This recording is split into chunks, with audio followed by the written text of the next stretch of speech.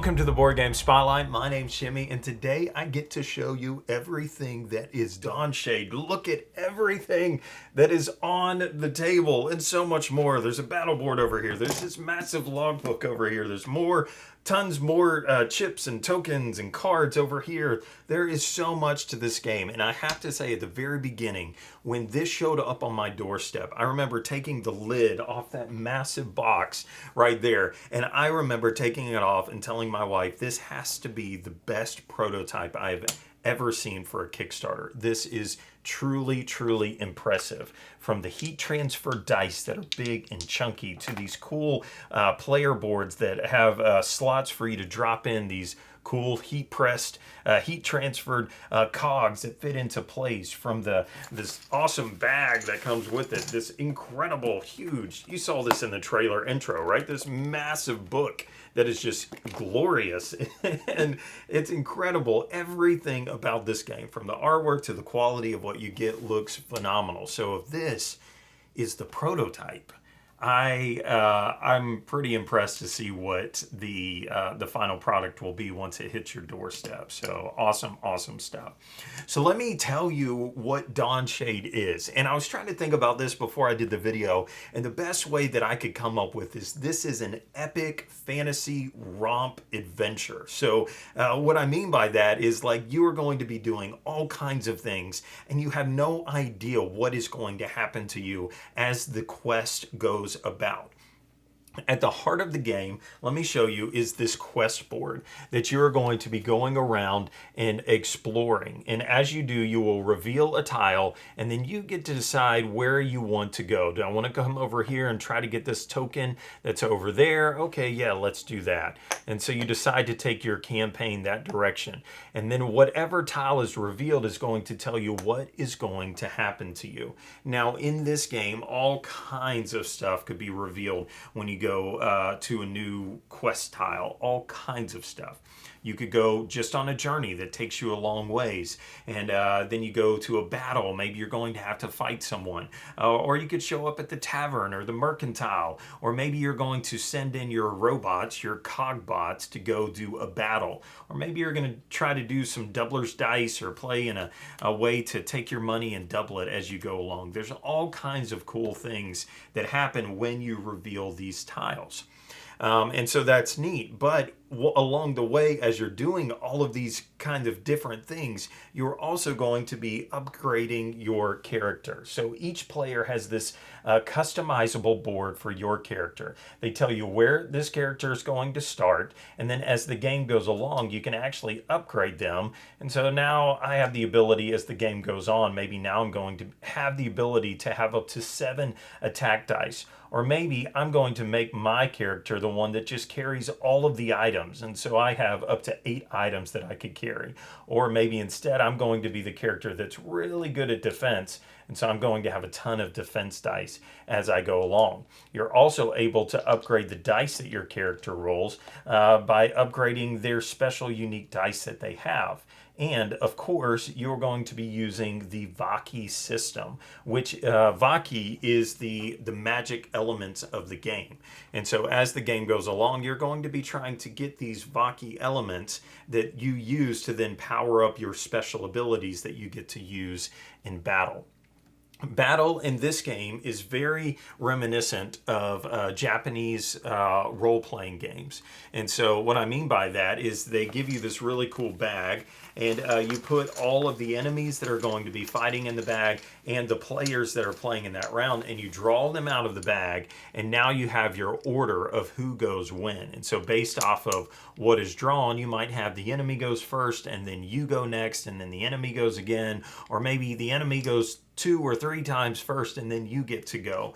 And so it really feels like, I was thinking about this, that I really like that style of play of seeing what comes out of the bag and who's going to go when. And that kind of tells you, just like in a JRPG, okay, they're going to go a couple times. I need to really make sure that I don't just get obliterated. And so you plan accordingly. Or maybe you use your Vaki on this round to power up your special ability because you really want to knock these guys out before they get to come back around again.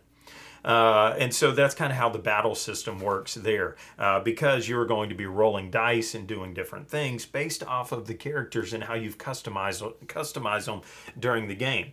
But they have this really cool battle board, and let me show you this. This is a two-sided battle board that kind of shows you what's going to happen. So this is the battle side where you're going to be placing your enemies and your people, and then you're going to be battling against them.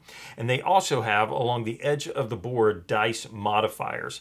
So you will actually be rolling your dice out onto this board, and where they land, not only do you look for the pips that are on them, but you also look for the modifier. So if I rolled a 1, okay, but now I have a +2 modifier because I rolled this into battle and then I did that. But if you go too far, you might end up here and your 1 would be negated. And so that's really cool kind of how that works. But on the other side of the board is now what they call the Boom Shot Gallery. And this is one of those games or one of those quests that you might reveal as you're going about, where you say, hey, look, we're at the Boom Shot Gallery. Let's do this thing. And now here's where the dexterity part of this game came from. And I didn't know that this game was going to have dexterity elements in it, but it's actually, they're sprinkled in throughout. And so that's why I kind of feel like that this is that romp fantasy adventure, because you never know what's going to come up. And so as I'm customizing my character, all of a sudden I might have a chance to flick one of my cogbots down onto the board and land and get some kind of a bonus. And then there's also another type of battle that you could do where you will actually place, let me see if I could show you, you will actually place some of these out on the board and see if you could complete this challenge by actually flicking this, and it rolls, and see if you could make it through the board to the other side without knocking over one of these stacks of chips. And so really unique fun. I think the lighthearted element of that just makes this game interesting as you kind of play through. It is campaign based, and so when you do things on the board, oftentimes it'll tell you to check the logbook. And so you flip this open and you look through and you say, okay, it was a success, what happens? And you read the text. Or it was a failure, okay, read the text. Or you have a choice that you get to make. And so it's cool how that kind of works. And then the game rewards you for playing multiple times, because when you go to a tavern and it's your first game, maybe you can only do this. But if you go to a tavern and it's your second game, you get something else. Your third game, you could do something else at the tavern. And that's also the same thing for the mercantile. You have these item cards that you could purchase or sell, which I think is a cool aspect to the game. So I'm going to buy the Cogwork Greaves. I could buy it for 6, but later on, if I don't think I'm going to need it, we end up at a tavern, I could sell it for 3 instead. And so the same kind of thing happens. You got tier 1, tier 2, and tier 3 cards that you're going to have access to as the game progresses. And so that's kind of unique how that works. There is a lot going on in this game, and so it feels like it's one of those campaign type of games where you're not going to experience everything that the game has to offer in just one campaign or just one round of the game, which I think will lend itself to a lot of replayability. So if all of that sounds epic and exciting to you, then you need to go and check out the campaign, because there is a bunch of stuff that I didn't even get to talk about. I didn't get to tell you about how the cards work when you try to start gambling. I didn't get to tell you about the overdrive ability, which is really cool. If you have all of these misses, you can charge up your overdrive. And now you have this really cool ability. There's cards that you get to play that are unique to your character. There's so much more, but I know that there are some playthrough videos, so you could actually go on and see what an entire game would look like, and I bet that that will answer any of your other questions. But make sure you check out the Kickstarter campaign and see what other kind of cool things that they unlock, because there is a lot to be offered in Dawnshade. Thanks for watching. Put any questions you have down below. We'll see you next time on the Board Game Spotlight.